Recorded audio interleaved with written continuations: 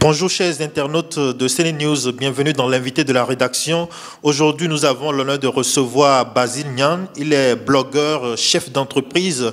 Avec lui, nous allons discuter de la vie des startups au Sénégal, l'environnement digital, le web entrepreneuriat et également, il va nous donner quelques conseils pour les jeunes qui souhaitent entreprendre. Cela ne peut que résoudre la question du chômage. Basile Niane, bonjour et bienvenue dans l'invité de la rédaction. Bonjour et merci de l'invitation et je fais un bonjour aussi à tous les internautes de CNews. Alors Basile Niane, vous êtes d'abord journaliste et blogueur, mais depuis quelques années vous avez lancé vos entreprises. La plus connue c'est Social Net Link. Est-ce que vous pouvez nous dire aujourd'hui quel est l'environnement digital au Sénégal ? Alors, on peut dire qu'aujourd'hui, le Sénégal a mis un pas en avant par rapport au développement de l'environnement digital. On voit de plus en plus des startups qui naissent, mais aussi des jeunes qui ont envie de prendre le web comme outil nécessaire pour créer des emplois. Mais surtout, au niveau de l'État, on voit beaucoup de projets concernant le digital, les startups, les financements. On parle de Sénégal émergent, Sénégal, la stratégie du Sénégal SN 2025. Donc, c'est des projets qui montrent que le Sénégal est en train de mettre un grand pas en avant pour en fait booster ce secteur-là qui occupe une place très, très, très, très importante. Et je le dis souvent, nous, en tant qu'Africains, je ne dirais pas Sénégalais, cet outil-là est pour nous une chance pour sauter des étapes. C'est-à-dire, on ne va pas prendre 10 ans, 20 ans pour faire comme ce que les États-Unis ont fait, grâce à cet outil. Ils ont tracé le chemin. Exactement, pour nous. Le chemin on n'a qu'à les emboîter le pas. Souvent, je le dis, si on prend l'exemple du mobile aujourd'hui, c'est un outil qui nous a permis de sauter des étapes. C'est-à-dire, on prend Internet et il n'y a plus cette frontière-là entre quelqu'un qui est aux États-Unis et la personne qui est au Sénégal ou en Afrique. Les passerelles sont là. Donc il suffit simplement d'alimenter ces passerelles-là et de rejoindre notre bout et enfin mettre en place tout ce qu'il faut pour créer cet environnement-là propice aux jeunes, propice aux pays africains pour pouvoir émerger. Et quelle est la principale difficulté pour un jeune web entrepreneur aujourd'hui au Sénégal et en Afrique? Moi, je dirais d'abord c'est la formation, parce que beaucoup de jeunes veulent intégrer pour être des entrepreneurs web, mais souvent c'est un problème de formation. 1. 2, c'est un problème de connaissance. On peut avoir une bonne formation, mais si on ne connaît pas les outils, comment ça se passe pour entreprendre, ça pose problème. C'est quoi, par exemple, les outils à connaître? Toute entreprise, aujourd'hui, pour pouvoir émerger, il y a des b.a.-ba. C'est-à-dire les b.a.-ba est que toute personne n'est pas appelée à être un entrepreneur. La gestion de l'entreprise, la formulation même des tâches, le business plan, comment faire connaître cette entreprise-là à travers Internet. Donc, tous ces outils, quand je parle d'outils, c'est en fait ces outils qu'on peut utiliser pour faire grandir l'entreprise sur Internet. Parce que l'entreprise Internet, c'est quoi? C'est une plateforme qui est là, avec du contenu, soit on vend, soit on a un produit, service. Maintenant, ces services-là, comment on fait pour les vendre sur Internet? Il y a une façon de faire du marketing digital, la communication digitale, le web marketing, c'est des termes qui émergent souvent. Le inbound marketing, c'est-à-dire comment faire venir des gens sur une plateforme rien qu'avec un contenu. Donc tout ça, ce sont des outils que les gens ne connaissent pas souvent. Et comment aussi avoir des financements, le crowdfunding, le crowdsourcing, tout ça, c'est des choses qui permettent à l'entreprise de pouvoir émerger. Et là, si on veut créer une entreprise et on n'a pas à côté des personnes qui sont là pour t'aider à émerger, ça pose problème. Une entreprise, une seule personne ne peut pas créer une entreprise. Même si on est une seule personne, avec le web, c'est une chance, on peut le faire, mais il y aura des choses qui resteront. Donc je pense qu'il faut regrouper cet ensemble-là pour pouvoir créer une entreprise forte, une entreprise efficace et qui peut créer de l'emploi. Je rappelle à nos internautes que nous recevons aujourd'hui Basile Niane. Il est journaliste, blogueur et chef d'entreprise. Il est le président fondateur de Social Net Link. Basile Niane, est-ce qu'aujourd'hui, avec toutes les opportunités que nous offre le web, vous comprenez que des jeunes diplômés puissent être à la maison en attendant désespérément un emploi de l'État? Alors, moi je dirais que je ne suis pas du genre de ceux qui croient que c'est l'État qui doit tous nous donner. C'est vrai. l'État n'a pas tous les moyens pour permettre à ces personnes-là, diplômées surtout, de rester chez eux sans rien faire. Moi, j'ai toujours dit que le web, c'est une opportunité. Avoir des diplômes et ne pas travailler, c'est incompréhensible souvent. Et je dis souvent que les jeunes doivent prendre cet outil. Mais le problème qui se pose, on est que tout le monde n'est pas appelé à être un entrepreneur. Il faut que les gens expliquent à ces jeunes-là, si on veut être un entrepreneur web, quels sont les paramètres, les difficultés. Parce que souvent, je vois dans des forums, les gens disent, oui, je suis parti de zéro. De zéro à héros. Donc, c'est facile de raconter sa vie, de donner la chance à des jeunes d'espérer réussir, mais ce n'est pas le cas souvent. Mais il y a un passage, un parcours. Oui, il y a un parcours qu'on doit faire. Il y a des parcours où on va directement dans l'impasse, quoi. On crée une entreprise, on pense qu'on a bien réussi. À un moment, paf, c'est parti, on reprend. Donc, moi, je pense que ces jeunes-là doivent toucher un peu partout sur le web. Il y a des nouveaux métiers qui sont nés et que les gens ces jeunes-là peuvent espérer le faire. Par exemple. Par exemple, aujourd'hui, c'est facile d'être un community manager. Faire une formation sur le web, s'auto-former. C'est ce qui manque pour les jeunes aujourd'hui.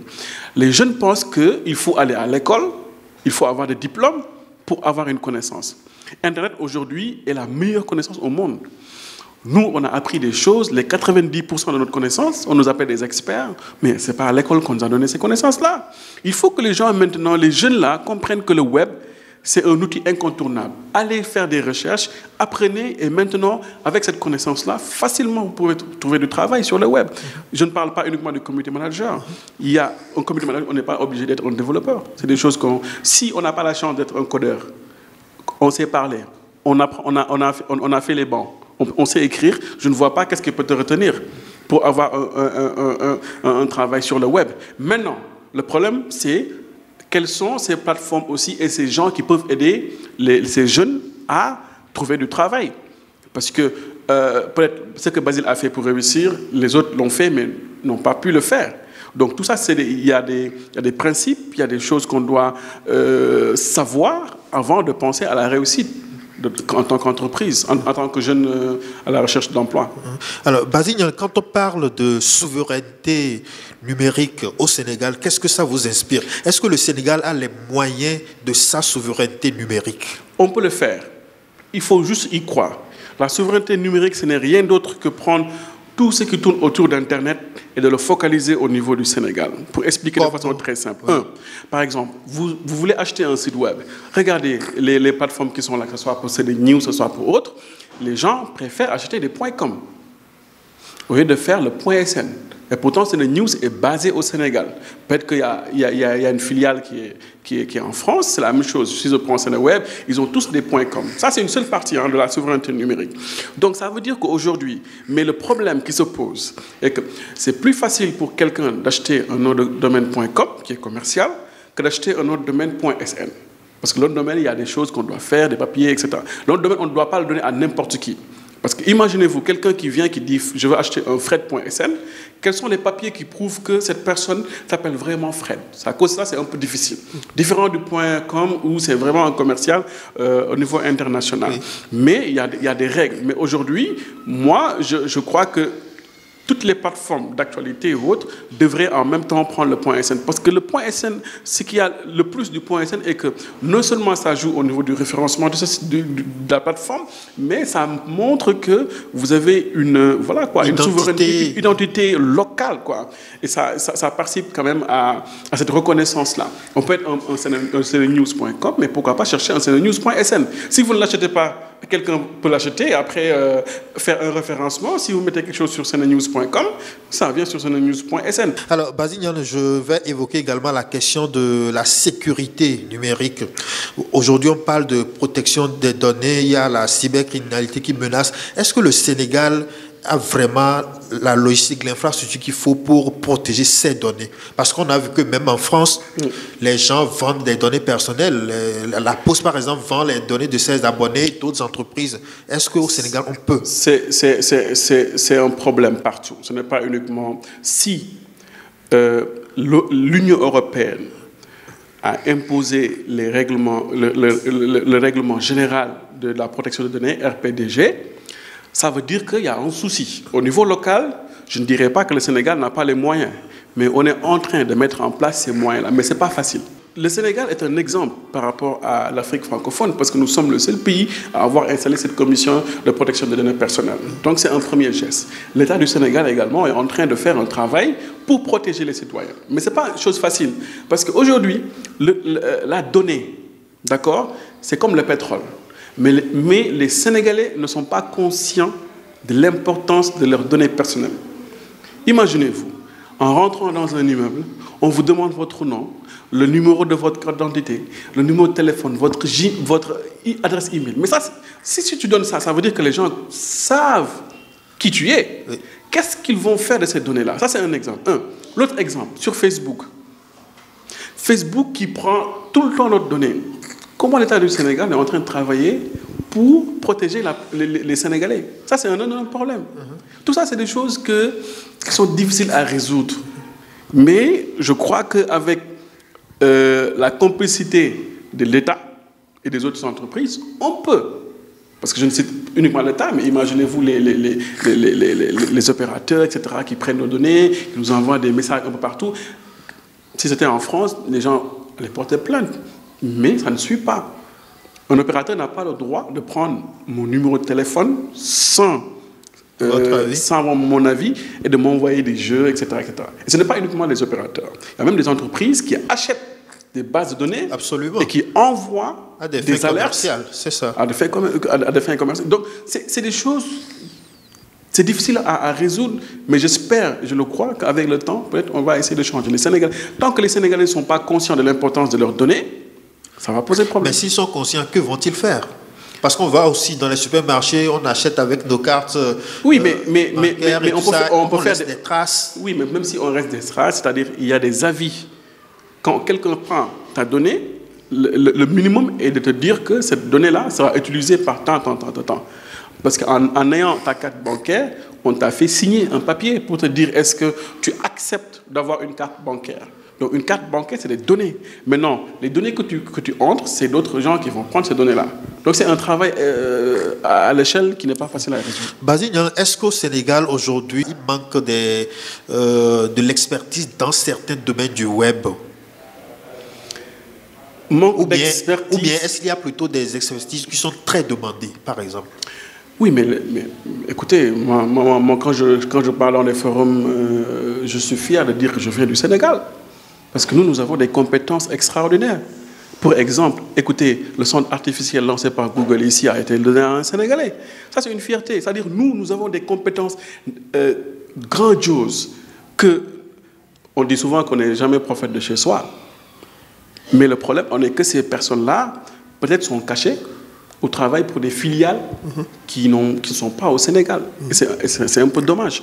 Je crois qu'aujourd'hui, les jeunes, il y a tellement de jeunes très compétents dans le monde des télécoms, développement d'applications, la création de contenu, tout ça. Mais imaginez, on a combien de sites Internet ici au Sénégal? Donc tout ça, ça prouve que les compétences sont là, mais c'est des compétences qui sont mélangées. Les gens ne font pas souvent cette jonction pour espérer avoir... En fait, ce que je disais surtout, c'est s'il y a certaines expertises qui ne sont pas assez développées au Sénégal. Je sais qu'aux États-Unis, par exemple, il y a une expertise qu'on appelle l'analyse prédictive, par exemple, qui consiste, par exemple, à croiser des données permettant de savoir pour la présidentielle qui peut gagner ou bien qui est favori, des choses comme ça. Ça, c'est un autre... Ça c'est un niveau... Très pointu. C'est très pointu. Déjà, nous, par exemple, au Sénégal, on a un énorme problème de données.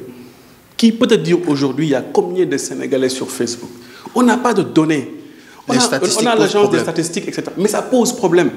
Les gens, je ne sais pas c'est quoi le problème. Je dis souvent que moi, si j'avais de l'argent, j'allais investir dans les statistiques. J'allais avoir une grande agence où je vais faire des sondages et autres. Les gens ne font pas de sondages. On n'a pas de chiffres exacts. Maintenant, si on n'a pas exactement des chiffres comme il faut, on ne peut pas travailler sur les données. Et pourtant, c'est un secteur, c'est des compétences qui se développent à une vitesse extraordinaire. Quand on parle de l'intelligence artificielle, mais tout ça, ça passe par les données. Oui. Mais si on n'arrive pas à maîtriser les données-là, à savoir des chiffres, ça pose un énorme problème. L'intelligence artificielle, je pense qu'aux États-Unis, en France, ça se développe très vite. D'ailleurs, la France s'est rendue compte récemment qu'elle est très en retard, elle se bat pour se rattraper. Par rapport à la Chine et aux États-Unis. Par rapport à la Chine et aux États-Unis, même la Corée. Bon, nous en Afrique, où en sommes-nous? Est-ce qu'on est conscient de l'intelligence artificielle? Peut-être pour la définir déjà, il faut dire que ce sont des intelligences qui sont développées avec l'aide des technologies aujourd'hui et qui permettent de faire certaines fonctions, d'occuper certaines activités et que l'être humain faisait. Mais il se trouve que ces intelligences artificielles le font beaucoup mieux et en un temps record. Ce qui fait que, voilà, dans ces pays en Occident, beaucoup d'emplois sont perdus parce que beaucoup de choses ont été automatisées. Imaginons que ça arrive en Afrique. Oui. On n'est pas encore à ce stade-là. Mais moi, je prends l'intelligence artificielle, le IA, parce que c'est un terme que les gens utilisent souvent, mais qui croient que c'est un truc vraiment compliqué. Mais on peut le résumer de façon très simple. Robotiser le travail. C'est ça. C'est ça. Comment faciliter la médecine? Comment aider la personne?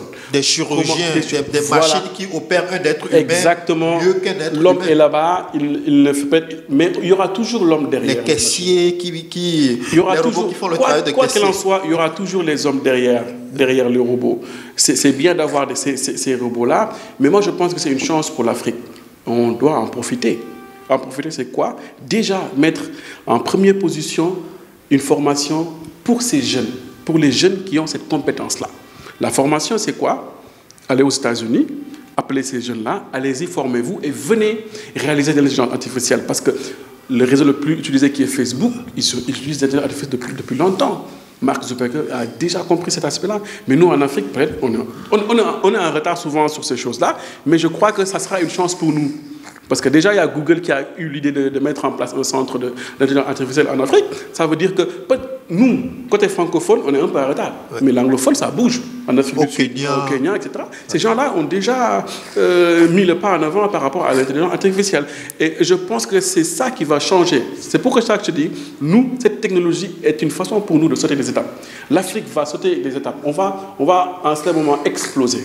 Parce que les autres pays ont déjà explosé. C'est à nous maintenant d'exploser. Et avant d'exploser, c'est ces outils-là qui nous permettront de le faire. Donc l'Afrique va exploser, l'Afrique va faire des grands pas. Alors pour finir, Basile Niang, aujourd'hui il y a de jeunes web entrepreneurs. Alors il y en a qui ont des projets et tu as récemment écrit un article dans lequel justement tu as souligné le fait que on organise des concours pour des gens qui ont des projets, des web entrepreneurs, mais après, apparemment, ces projets-là, ils sont un peu volés ou expropriés à leurs propriétaires. Tu peux expliquer un peu le phénomène? Moi, je vais dire volé, hein. Il faut dire le mot comme il faut. Et ça m'a un peu écœuré parce qu'aujourd'hui, quand même, je ne peux pas rester en tant que blogueur, journaliste dans ce domaine. Je vois des choses et ne pas le dire. Moi, je suis là pour dire des choses qui marchent et qui ne marchent pas. Maintenant, chacun est libre de faire son analyse. Mais on s'est rendu compte que ça ne sera pas uniquement au Sénégal. Je prends l'Afrique. Presque dans chaque pays, on organise des forums, on organise des hackathons, on organise des concours. Mais en fait, ils sont combien ces jeunes qui, après un concours, n'arrivent même pas à avoir leur prix? On leur donne un prix comme ça, ils vont dans des sites internet, on les plébiscite, etc. Mais en fait, ils ne retrouvent plus rien. Peut-être que c'est une entreprise qui a envie de savoir, qui a envie de développer une application, qui dit oui, j'organise un hackathon, il appelle les jeunes étudiants, etc. Ces jeunes-là viennent, ils creusent leur manège là, ils donnent beaucoup. Ils donnent tout. Après, en retour, ils n'ont rien. 1 million de francs CFA, 500 000 francs. Et après, ces entreprises-là prennent ces applications pour développer les entreprises. Mais ce n'est pas normal. Moi, je pense qu'il y a des b.a.-ba qu'on doit faire. C'est vrai, je ne dis pas que ce n'est pas bon d'organiser des hackathons. C'est une bonne stratégie. De faire des forums, c'est bon. Mais accompagner ces jeunes-là. C'est-à-dire, au lieu de leur donner de l'argent, dites-leur, nous, on vous incube. On va faire de l'incubation. Du début à la fin, on vous accompagne et on met un chiffre d'affaires sur votre entreprise. Ça permet à l'entreprise de se développer. Mais ces jeunes-là, aujourd'hui, n'osent pas le dire parce que peut-être ils n'ont pas les canaux pour s'exprimer. Mais nous, en tant qu'activistes, en tant que blogueurs, on a le droit de le dire. Et c'est partout en Afrique. Il faut qu'on arrête cela. Il faut que les gens sachent que ces jeunes-là, c'est des jeunes, c'est des génies, parce qu'on voit des jeunes qui sont vraiment des génies, qui développent des plateformes et après perdent comme ça. C'est pas normal. C'est pas normal. Il faut qu'on le dise.